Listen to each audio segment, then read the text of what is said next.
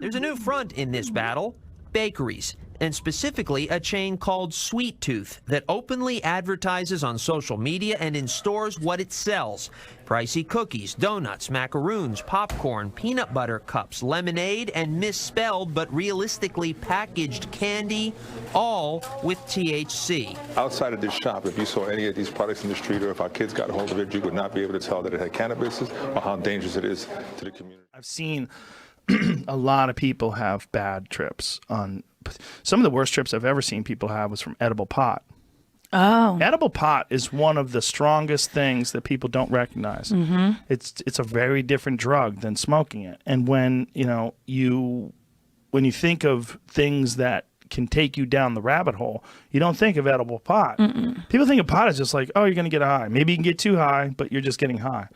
But when you eat it, it's a completely different animal.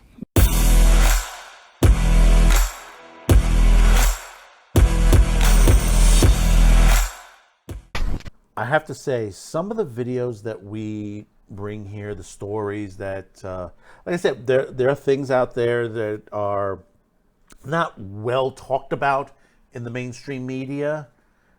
And, a couple of YouTubers, content creators do pick up on some of this, and some of them they don't. This happens to be one that really, I'll tell you this, not many people are talking about. Now, we have discussed on various videos about the legalization of cannabis in New York City and how much of a dumpster fire it has become. For the reason is that the illegal trade, which the legalization of it was supposed to just literally eliminate, has increased. And what we saw was that basically the illegal trade had multiplied like rabbits throughout New York City. Because basically it just didn't eliminate them. It just continued and continued. And as much as the NYPD is trying to curb this, like a hydra, you cut one head off and two more grow on there. And literally there is no, and because the way things are, the way the lawlessness has been, people do not really care if it's out in the open. The illegal trade is out in the open. And the thing about it is, the funny part is that a lot of this illegal cannabis, and we said this in another video, is being funneled into Thailand. Think about that for a minute. After the Vietnam War, we saw an excessive amount of drugs come into the U.S. Now we have the reverse. It's going in reverse. We have drugs going into East Asia. How about that? But one of the things we went into, and we said it is a danger, especially to children, is basically edibles. And we do know this from the emergency room visits. A lot of children have been, in several different states, have gone to the emergency room because they've eaten edibles that basically, just like if they were eating regular candy or regular cake, and they've gotten sick. And you have those critics aside saying, well, no, it's nothing. It's all nothing. Nobody has died of it to the situation that we know of. And for our four-legged friends, we see that what they've been going through after someone has left what they've ingested behind. And yeah, there have been canine deaths, according to some vets out there. And the thing is that, it's not only the smoke shops that are carrying all these edible bags and stuff like that looks like candy and all the stuff that you normally would buy in a regular candy store. What has happened, and this is something we were supposed to do earlier, we had it scheduled for this week, for the Memorial Day week, this story we wanted to hit then, but a lot of things have changed, is that not one, not 2, but 3 bakeries have opened up in New York City that carried edibles. But before we start on this article, we just want to thank those of you who have clicked on this video. We hope you've had a good holiday weekend, that 4-day weekend, Memorial Day if you're here in the U.S. Hope you got out to barbecue or something like that. Even if the weather was bad, I hope you were able to do something this weekend. Once again, don't forget to like, share this video, hit that notification bell, and hopefully today is the day I've earned your subscription. So from Fox 5 News in New York City bakeries raided for unlicensed sale of THC-infused products. This just writes itself by itself. Sweet Tooth bills itself as New York City's first infused bake shops, selling any number of baked goods, candies, and even lemonade that all have THC. The one problem, the city says, the shops are not licensed to sell any of it. New York's Fox 5's Robert Moses got an exclusive ride-along with the police as the recent crackdown happened. About 2 weeks ago, a multi-task force swept in and raided 2 of the store's branches, West 4th and East 10th locations. Sweet Tooth's Upper East Side location was raided earlier in the week. The Department of Health and Mental Hygiene issued a cease and desist orders. According to Sheriff Anthony Miranda, if the locations reopen and continue selling products they aren't licensed to sell, they will be padlocked and closed for good. Outside the shop, if you saw any of these products on the street, or if our kids got a hold of it, you would not be able to tell that it had cannabis or how dangerous it is to the community, Miranda says. At the West 4th location alone, authorities said they seized nearly 100 pre-rolls, more than 1,000 edibles, more than 300 vapes. They had illegal vapes there as well. They also had, and you see it from the picture here, Hershey bars that looks like Hershey's but not spelled correctly.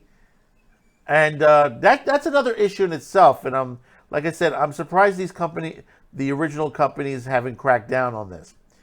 The items seized are an additional to all baked goods and candies. Authorities removed several trash bags of items and arrested a man who identified himself as a worker there. Mayor Adams has been cleared. We will not let economic opportunity that legal cannabis offers taken for a ride by unlicensed establishments, City Hall spokesman said. But see, the thing about it is, let's go over this on there. One, besides the illegal trade, the licensing has also it's probably going to be challenged in the court right now because there are those out there who have been fighting to get licensings and they're being overlooked, discriminated actually, over toward illegal felons who've had marijuana crimes that they were found guilty of, that they're being given the chance to open these dispensaries. See, this is why, and I keep saying this is an utter dumpster fire failure as far as a rollout in New York City. This was going to happen. There were critics that said, it's not going to stop the illegal trade. What you're doing is you're just opening it up. You're opening it up to them. The only ones that are really, truly going to make any money are those on the illegal side of the trade. As much as you keep shutting them down, they're more going to be opening it up. I mean, even the person who supposedly owns this bakery said that he would be, his Upper East Side branch will be up and running in a day or so after this raid, even though the cops will be back to shut them down again. Understand this. I mean, this is a place, you know, how much more do we need to understand? This is a place dressed up as a bakery where there's sweet products sold. What if someone took that home and the kid grabbed it, ate a whole cupcake or something to that nature?